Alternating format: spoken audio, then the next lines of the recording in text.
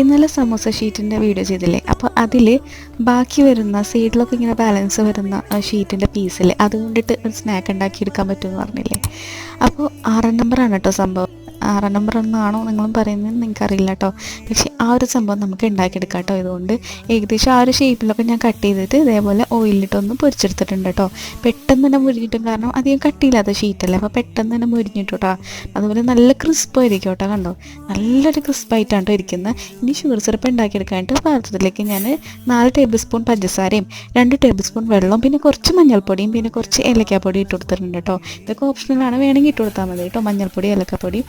എന്നിട്ട് ഇതൊന്ന് മെൽറ്റ് ചെയ്തെടുക്കുക കേട്ടോ. അത് ഈ ഒരു പരുവം വരെ, ഈ ഒരു ഒറ്റനൂൽ പരുവം വരെ കയ്യിലൊന്ന് എടുത്ത് നോക്കുക. ചൂടാറിയതിന് ശേഷം എടുത്ത് നോക്കണേ, അല്ലെങ്കിൽ കൈ കൊള്ളൂ കേട്ടോ. എന്നിട്ടില്ലേ ആ പൊരിച്ചതിലേക്ക് ഇട്ടിട്ട് ഉടഞ്ഞു പോകാണ്ടൊന്ന് മിക്സ് ചെയ്തെടുത്താൽ മതി കേട്ടോ. പിന്നെ കുറച്ച് ടൈം എടുക്കും കേട്ടോ, ഇതൊന്ന് സെറ്റായി വരാനായിട്ട്. ചൂടാറി കഴിഞ്ഞ് തണുക്കുമ്പോൾ സെറ്റായി കിട്ടും കേട്ടോ.